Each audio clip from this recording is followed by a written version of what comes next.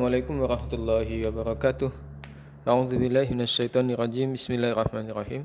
Alhamdulillahirabbil alamin. Wassalatu wassalamu ala asyrafil anbiya'i wal mursalin wa ala alihi wa sahbihi ajmain. Qala rabbi shrah li sadri yassir li amri wahlul 'uqdatam min lisani yafqahu qawli. Amma ba'd. Alhamdulillah kita masih lagi dapat bersama untuk meneruskan pengajian kita dalam kitab Bidayatul Hidayah ataupun permulaan bagi hidayah yang dikarang oleh Al-Imam Ghazali. Dan insyaAllah pada kesempatan kali ini kita akan masuk dalam bab yang pertama, iaitu berkenaan tentang ketaatan kepada Allah Subhanahu Wa Taala yang telah kita bahaskan pada minggu yang lepas, dan pada kali ini kita akan sambung, iaitu berkenaan tentang adab tidur, kan? Jadi tidur ni pun juga merupakan salah satu ketaatan kita kepada Allah Subhanahu Wa Taala. Kan? Jadi sebagaimana yang kita bahas pada pertemuan yang lepas, bahawa seluruh kehidupan kita ni adalah untuk Allah Subhanahu Wa Taala. Kan? Kehidupan kita, kematian kita, tubuh badan kita, nyawa kita, semua ni milik Allah Subhanahu Wa Taala. Maka sebab tu Imam Al-Ghazali mulakan dengan adab tidur, ya kan? Sebab kehidupan kita ni 24 jam semuanya milik Allah Subhanahu Wa Taala. Dan tidur merupakan salah satu perkara yang besar dalam kehidupan manusia, kan? Dia nampak benda tu benda biasa je tidur, tetapi sebenarnya tidur ni boleh menentukan pahala ataupun dosa kita. Tidur macam mana tu, kan? Kerana apa? Tidur telah mengambil 1/3 daripada kehidupan umat manusia, kan? Bayangkan umur kita rata-rata 60 tahun, kan? Umur baginda Nabi Muhammad sallallahu alaihi wasallam 63 tahun. Jadi ini adalah umur purata bagi umat baginda Nabi, iaitu 60 tahun sahaja kita hidup dekat atas muka bumi. 1/3 daripada 60 tahun adalah tidur, kan? 1/3 daripada kehidupan manusia adalah tidur. Maksud 1/3 ni berapa? Kalau 1/3 daripada 60 tahun adalah 20 tahun. Ini. Jadi sepanjang kita hidup dekat atas muka bumi ni, rata-rata kita tidur sebanyak 20 tahun lamanya, kan? Itu kalau ikut tahun. Kalau ikut kehidupan kita, kalau kita pecahkan ikut hari, satu hari kita ada 24 jam. 1/3 daripada 24 jam ialah 8 jam. Jadi setiap hari kita rata-rata tidur 8 jam. Ini, kan? 6 jam pada waktu malam, 2 jam pada waktu siang, waktu tengah hari, kan? Rata-rata macam tu. Kadang-kadang ada juga malam tidur 6 jam, kan? Tengah hari tidur 1 jam, qailulah. Yang 1 jam lagi tu tidur waktu kelas, tidur waktu kita membaca Al-Quran, kan? Jadi ini yang kita sebut tadi, tidur telah mengambil 1/3 daripada kehidupan kita. Sebab tu ia adalah perkara yang besar, bukanlah satu perkara yang main-main. Maka kita perhatikan dekat sini, Imam Al-Ghazali meletakkan bab tidur terlebih dahulu. Adab bagaimana kita nak tidur tu macam mana. Baik, kita tengok dekat sini. Imam Al-Ghazali menyebutkan, jika engkau ingin tidur, hamparkan tempat tidurmu dengan menghadap kiblat. Maksudnya kepala kita ni menghadap ke arah kiblat. Ini hukum dia sunnah lah. Tapi kalau kita duduk asrama, ikutlah tempat yang telah ditentukan, kan? Sebab bangunan yang ada dekat asrama dia tak sesuai kalau kita buat tidur macam tu. Kecuali kalau kita tidur dekat rumah kita, kan? Kita tidur seorang-seorang, kan? Boleh setting macam tu. Lalu tidurlah di atas sisi kananmu seperti tidurnya mayat. Ini jenazah lah, mayat di liang kuburnya. Jadi kita tidur mengiring di atas sebelah kanan, di atas lambung yang sebelah kanan. Maksudnya tangan kanan kita berada di sebelah bawah kita tindih, dan kita mengiring sambil menghadap ke arah kiblat. Seumpama jenazah ataupun mayat yang diletakkan di dalam liang lahat. Dan kalau kita pernah tengok orang turunkan jenazah, macam itulah keadaan tidur kita yang disunatkan. Ketahuilah bahawa tidur adalah bagaikan kematian. Ini kita mati sekejap waktu tidur tu, kan? dan terjaga adalah bagaikan bangkit. Sampai tahap macam tu Imam Al-Ghazali buat perumpamaan. Kerana apa? Kematian merupakan satu peringatan yang paling berkesan bagi umat manusia. Orang buat maksiat sebab dia tak ingat mati. Orang tak taat dengan mak ayah sebab dia tak ingat mati. Orang malas nak belajar sebab dia tak ingat mati. Kerana apa? Kematian merupakan pintu gerbang untuk kita bertemu dengan kehidupan yang abadi. Dan kehidupan yang abadi itu cuma ada dua sahaja, sama ada syurga ataupun neraka. Macam mana kita nak masuk syurga sedangkan kita melakukan maksiat? Macam mana kita nak masuk syurga sedangkan kita tak ada ilmu untuk mengetahui apakah amalan-amalan yang boleh menyebabkan kita masuk ke dalam syurga? Macam mana kita nak menghindarkan diri daripada api neraka kalau kita sentiasa melawan mak ayah kita, kalau kita sentiasa melawan guru-guru kita? Macam mana kita nak menghindari diri daripada api neraka kalau kita tak pernah berbuat taat kepada Allah Subhanahu Wa Taala? Macam itulah perumpamaan yang diberikan oleh Imam Al-Ghazali. Jadi tidur ibarat kematian. Maka kalau kita sedar perkara ini, setiap hari kita akan muhasabah. Setiap hari kita akan berfikir macam mana kita nak selamat hidup kita di akhirat nanti.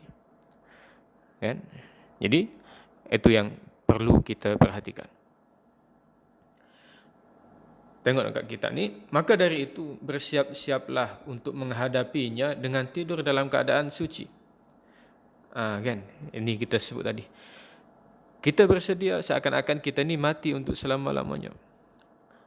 Maka kita ambillah wudu, kan? Takut-takut waktu kita tidur kita tak bangun dah. Takut-takut macam tu. Kan? Sebab kematian dia bukan kira umur. Boleh jadi ustaz yang akan mati dulu. Boleh jadi kamu yang akan mati dulu. Boleh jadi sebahagian daripada ahli keluarga kita yang akan mati dulu. Kerana kematian ini adalah fitrah semua manusia dan dia tidak mengenal usia. Sama ada kecil, remaja, dewasa ataupun tua. Kan? Kalau ajal dia telah ditentukan, mati pukul sekian, pada hari sekian, di tempat sekian, maka dia tak akan boleh dilewatkan ataupun diawalkan walaupun satu saat. Maka sebab tu, waktu kita nak tidur, kita sucikan diri kita terlebih dahulu. Berwuduk terlebih dahulu. Bersiap sedia, kan? Berjaga-jaga, takut-takut kita menghadapi kematian pada saat ketika kita tidur. Dan usahakan agar wasiatmu telah tertulis di bawah kepalamu. Ini amalan ulama-ulama dahulu, kan? Mereka buat wasiat. Tapi kalau kita ni, yalah, kita kalau ada hutang, tulislah hutang kita dengan siapa, ada berapa, kena tulis. Sebab apa? Sebab kalau kita mati, senang untuk ahli waris menguruskan kewajipan-kewajipan yang belum kita tunaikan. Maka sebab tu jangan kita bertangguh. Jangan kita suka untuk bertangguh. Kemudian engkau tidur seraya bertaubat dan meminta keampunan daripada semua dosa dengan tekad tidak akan berbuat maksiat lagi. Ini. Sebelum kita tidur, kita istighfar, muhasabah diri kita, mohon ampun kepada Allah Subhanahu Wa Taala. Niat, azam, kita akan tinggalkan maksiat-maksiat yang telah kita lakukan dan kita tidak akan mengulangi maksiat-maksiat tersebut. Kan? Tetapi ialah tak ramai manusia, tak ramai daripada kalangan kita yang mampu buat perkara ni. Kan? Ada orang tidur, dia sedang berfikir esok aku nak pergi mana. Ada orang yang sedang tidur, kan? Belum tidur lagi, dia nak tidur. Dia sedang berfikir macam mana aku nak keluar daripada asrama ini, contohnya. Nanti aku nak pergi makan dekat kedai mana? Nanti aku nak keluar macam mana? Ustaz dah tidur ke belum? Ini yang sedang bermain di fikiran kita. Minta jauh daripada perkara-perkara sebegitu. Kan? Nak tidur dah, nak menghadap kepada Allah Subhanahu Wa Taala dah. tetapi sempat lagi memikirkan tentang perkara-perkara maksiat, kan? Melanggar larangan-larangan yang telah ditetapkan, kan? Kalau tiba-tiba mati pada waktu kita melakukan kemaksiatan, apa jawaban kita di hadapan Allah Subhanahu wa taala? Apa jawaban kita? Maka sebab tu, sebelum tidur kita bersihkan diri kita, bersihkan hati kita, istighfar, minta ampun kepada Allah Subhanahu wa taala, niat, berazam esok aku tak akan ulangi perbuatan sebegitu lagi. Maka ini adalah orang-orang yang beruntung. Walaupun sekiranya dia dihidupkan esok hari, dia bangun dalam keadaan jiwa dia itu tenang. Tetapi orang yang sentiasa berfikir macam mana untuk melakukan perkara-perkara maksiat, dia tak akan tenang.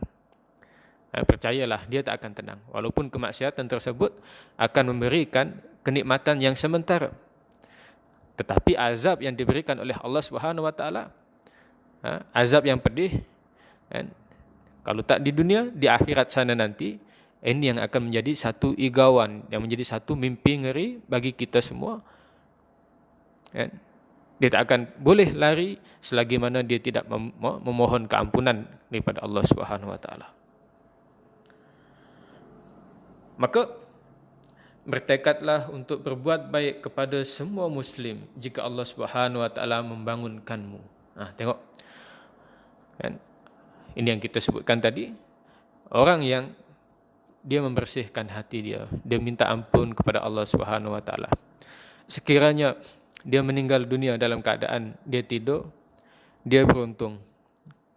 Allah ampunkan dia. Dia beruntung, tak ada dah tanggungan apa-apa sebab dia telah memohon keampunan kepada Allah Subhanahu wa taala. Dia telah menulis wasiat, dia telah mengambil wuduk sebelum tidur. Dia telah tidur menghadap ke arah kiblat. Comel orang kata, cantik keadaan dia mati, sekiranya dia mati dalam keadaan tidur. Dan sekiranya dia ditakdirkan oleh Allah Subhanahu wa taala bangun pada keesokan harinya, maka sepatutnya dia bertekad untuk berbuat baik kepada semua muslim. Berbuat baik. Dia tak akan menganiaya kawan-kawan dia. Dia tak akan mengambil barang kawan-kawan dia. Dia tak akan menyakiti hati mak ayah dia. Dia tak akan menyakiti hati guru-guru dia. Sebab apa? Sebab dia sedar telah diberikan peluang oleh Allah Subhanahu wa taala untuk bangun daripada tidur, untuk meneruskan tugasan sebagai hamba kepada Allah Subhanahu wa taala. Tetapi berapa ramai daripada kalangan kita yang bangun daripada tidur, dia sedar nikmat yang besar ini, nikmat untuk hidup kembali. Tak ramai. Maka ingatlah bahawa engkau akan berbaring, akan diletakkan di liang kubur, dalam liang lahat, seperti itu seorang diri. Ini jadi muhasabah bagi kita. Kalau kita tidur dalam keadaan sedemikian, kita akan mengingati bahawa di alam kubur nanti, di dalam kubur nanti, kita pun akan dibaringkan dalam keadaannya sedemikian, dan kita akan duduk seorang diri. Tak ada kawan, tak ada siapa kejut, kecuali malaikat Munkar dan Nakir. Bukan warden lagi dah yang kejut, bukan kawan-kawan kamu lagi dah yang kejut, malaikat yang akan kejutkan. Dalam jarak yang jauh kita dah dengar suara malaikat tersebut. Apabila ditanya satu-satu soalan, kita tak boleh jawab. Mungkin sebab amalan kita yang kurang, pahala kita yang kurang, ketaatan kita yang kurang, maka kita tergagap, tak boleh menjawab soalan-soalan yang diajukan oleh malaikat. Maka siksalah jawapan dia. Ini perkara yang begitu besar. Kita tak yakin lagi. Sebab apa? Sebab kita tak merasai lagi perkara itu. Kita mungkin, benda tu sembang kosong. Alah ustaz ni merepek lah apa semua ni. Kan? Mungkin akan cakap macam tu. Tetapi yakinlah bahawa semua daripada kita, kullu nafsin dha'iqatul maut. Setiap yang bernyawa pasti akan mati. Semua akan mati. Takkan kita nak tunggu dekat alam kubur nanti baru tersedar. Takkan kita nak tunggu dah sakit teruk baru nak sedar, baru nak buat ketaatan. Takkan kita nak tunggu Allah dah tarik nikmat, semua nikmat yang telah diberikan kepada kita, baru kita nak sedar. Kita tak nak jadi macam tu. Ya? Hanya ditemani oleh amalmu. Ini suatu peneman kita dekat alam kubur nanti, amal kita sahaja. Apa yang kita buat di atas muka bumi dulu. Kita berbakti kepada mak ayah kita. Kita tolong mak ayah kita. Dan kita amanah dengan mak ayah kita. Mereka bayar yuran untuk kita belajar betul-betul. Kita hafal Al-Quran betul-betul. Itu maksud kita amanah. Dan kita memberikan kepercayaan kepada mak ayah kita. Tetapi kalau mak ayah bayar yuran betul-betul, kita tak belajar, kita tak bersungguh, kita tak minta maaf dengan mak ayah kita, maka apa agaknya keadaan kita ketika mana kita berada di alam kubur nanti? Masing-masing tahu jawapan dia macam mana. Engkau hanya akan dibalas sesuai dengan amal perbuatanmu itu. Ini. Maka sebab itulah kan disebutkan dalam Al-Quran, barang siapa yang berbuat baik walaupun sebesar biji sawi, maka dia akan melihat kebaikan tersebut. Dan barang siapa yang melakukan kejahatan, melakukan satu-satu kesalahan, walaupun perkara itu adalah kecil, kan, dia tetap akan melihat balasan bagi amalan tersebut. Kan? Maka sebab itu hidup dekat atas muka bumi, banyak perkara yang perlu kita renungkan, banyak perkara yang perlu kita fikirkan. Jangan kita nak fikir, kita nak seronok, kita nak bebas, kita nak buat macam-macam. Kita masih muda lagi, kita masih remaja lagi. Nak buat macam-macam, nanti tunggu tua lah baru aku nak bertaubat. Kita ingat malaikat maut, dia datang kita boleh sembang nanti dulu. Tak boleh. Malaikat maut datang, dia datang buat tugas dia. Tugas dia cabut nyawa ya. Maka sebab tu kematian dia tak akan boleh ditangguhkan.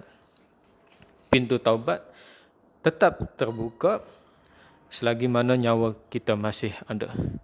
Tapi kalau malaikat maut dah datang baru kita nak bertaubat, itu alamat ataupun tanda-tanda kita telah terlambat. Maka kita ambil ibrah daripada bab tidur ini, banyak ibrah yang boleh kita ambil. Jadikan ia sebagai pedoman, kan? Mudah-mudahan kita diberikan hidayah oleh Allah Subhanahu Wa Taala. Kita diberikan kesempatan untuk bertaubat kepada Allah Subhanahu Wa Taala. Minta maaf, kan? Pergi minta maaf dengan mak ayah kita, pergi minta maaf dengan guru-guru kita, minta maaf dengan siapa-siapa sahaja, kawan-kawan kita, sahabat-sahabat kita yang kita pernah buat salah kepada mereka. Kan? Dan sebelum tidur kita maafkan semua orang. Kan? Mudah-mudahan kan? Allah Subhanahu Wa Taala mematikan kita dalam keadaan yang husnul khatimah, tanpa kita membawa sebarang beban yang akan memberikan kesiksaan kepada kita ketika mana kita berada di alam kubur kelak. Jadi insya-Allah setakat ini sahaja untuk pertemuan kali ini. Kita akan sambung insya-Allah pada kelas-kelas yang akan datang, mungkin di Komtas nanti, tentang perbahasan yang seterusnya. Jadi aku qouli hadza astaghfirullahaladzim li wa lakum wa li walidina wa li walidikum. Assalamualaikum warahmatullahi wabarakatuh.